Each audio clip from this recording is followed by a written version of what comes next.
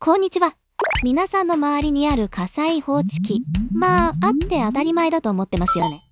でも、その当たり前の安全の裏側には、もう信じられないくらい複雑なルールがびっしりと隠されてるんですよ。今回はその見えないルールをどう解き明かして、命を救うための規定を自動化するのかという、ある画期的なプロジェクトについての資料を一緒に見ていきたいと思います。はい、今日の流れはこんな感じです。まず、その見えない安全規則の正体に迫ります。次に、危険の種類ごとに実は理論な感知器があるという世界を探ります。そして、その複雑さをどうやって乗り越えたのか、人と機械がどう手を取り合ったのかを見ていき、最後には、この技術がどんな未来を築くのかというところまでお話ししていきますね。さあ、ここからが本題です。セクション1、見えない安全規則。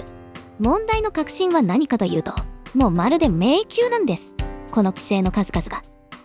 ここでちょっと皆さんに質問です。建物を本当に火事に強く安全にするものって一体何だと思いますか？もちろんただ消火器を置いておけばいいって話じゃないんですよね。その答えはこのうわって思うようなびっしりと書かれた条文の中にあるんです。これは東京消防庁が出してる技術基準の一部なんですけど、自動火災報知設備をどう設置するかっていうのがもう本当にありとあらゆる詳細まで決められてるんですね。まさに安全を支えるための超緻密な設計図ってわけです。例えばですね、この警戒区域っていう、基本的な考え方一つとってもその細かさには正直驚かされます。火事がどこで起きたかを特定するための最小単位なんですが、面積は500平米以下。しかも一辺の長さは50メートルを超えちゃいけない。いやー、ここまで厳密に定められてるんですね。はい、ではセクション2です。危険ごとに感知器あり。ここでの一番の課題は、その場その場にあった正しい道具、つまり正しい感知器をどう選ぶかっていうことになります。というのも、当たり前ですけど、感知器って全部同じじゃないんですよ。湯気がもうもうと立つようなキッチンの天井と、埃っぽい作業場の天井、それぞれにどのタイプを使うべきか、規則かものすごく細かく指示してるんです。ここですごく面白いのが計算方法です。一般的な熱感知器の多くはこの表のように床面積で必要な個数を計算するんですね。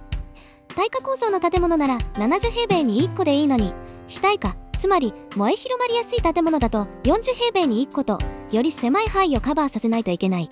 これってリスクが高い場所ほどより高密度に感知器を置きましょうっていうすごく合理的な考え方ですよね。ところはです。これが長い廊下とかちょっと特殊な場所になると、この面積で計算するっていうロジックがガラッと変わるんです。今度は煙感知器の例ですけど、ルールがもっと巧妙になるんです。廊下だったら歩く距離で30メートルごと、階段だったら今度は垂直、つまり高さで15メートルごとに1つと、計算の基準が面積から距離にシフトするんですよ。この使い分けこそがこのルールの奥深さを示してるなーって感じます。まさにこの言葉につきますね。めまいがするほどの変数に基づき、正しい感知器を正しい場所に。この一言はこの世界の複雑さをもう完璧に物語ってます。さて、セクション3です。複雑さの克服。このまるでパズルのようなルールブックを解読するために、あるプロジェクトが立ち上がりました。その目的はすごく明確です。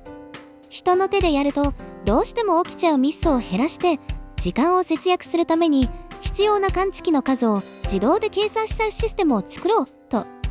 この規制っていう名のカオスにテクノロジーで秩序をもたらそうっていう壮大な試みだったわけですね。でも思いますよね。こんなに複雑で例外だらけのルールブックを一体全体どうやってコンピューターに教え込めばいいんだって。その第一歩は驚くほど緻密でも徹底的な調査でした。公式の消防安全基準を引っ張り出してきて、何十もの規則、無数の秘書、そして山のような例題規定を一つ一つ、本当に一つ一つを分析することから全ては始まったんです。そしてセクション4、人と機械による解決策。開発チームが長い時間をかけてたどり着いた画期的なブレイクスルー、それがこれでした。チームは最初から全部自動化しようとは考えなかったんですね。いやー、考えたけどそれはあまりにも難しいと。そこで生まれたのが機械の寸分違わぬ正確さと人間の経験から来る専門知識、この両方のいいとこ取りをしたハイブリッドシステムだったんです。ここで重要なのがこの見事な役割分担です。 3D モデルが天井の高さとか床面積みたいな数字ですよね。これを正確無比に抽出する。一方で専門家であるユーザーが感知器の種類とかこの部屋は何に使うのかみたいな文脈の理解が必要なことを判断する。いやー、まさに最強のチームプレイですよね。実際の流れはすごくスムーズです。まずシステムが 3D モデルから寸法を自動で読み取ります。次に技術者の人がメニューからポンポンと感知器のタイプとかを選ぶ。するとシステムがそのデータと正しい規制の表を一瞬で照合して、はいどうぞって感じで必要な感知器の数が計算されるわけです。さあ、いよいよ最後のセクションです。よりスマートな未来を築く。このシステムが計画の段階から実際の現場でどんなインパクトをもたらすのか見ていきましょう。面白いのは開発も一気にやらないんですね。段階的に進めるんです。まずフェーズ1で面積計算が基本になる一番よく使われる感知器のロジックを入れる。次にフェーズ2でトンネルとかだだ広いホールで使うような特殊な感知器にも対応する。そして最後のフェーズ3で航空機の格納庫みたいな特にリスクの高い環境向けのもっと高度な感知器を統合してシステムの完成に向かうと。この革新がもたらす結果、それより早くてもう比較にならないくらい正確な安全計画です。これによって全ての建物が人々の命を救うための規制を間違いなく、そして漏れなく守れるようになるんです。まさにこの言葉がこのプロジェクトの全てを物語っています。これは単なる効率化の話じゃない。全ての人にとってより安全な空間を体系的に、つまりちゃんと仕組みとして築き上げることなんだと。今回は火災安全のルールを解き明かしましたけど、私たちの周りにはまだまだ目には見えない安全のためのルールってきっと無数にありますよね。テクノロジーは次にどんな見えないルールを私たちの味方につけてこの世界をもっと安全にしてくれるんでしょうか。なんだかちょっと未来が楽しみになりますね。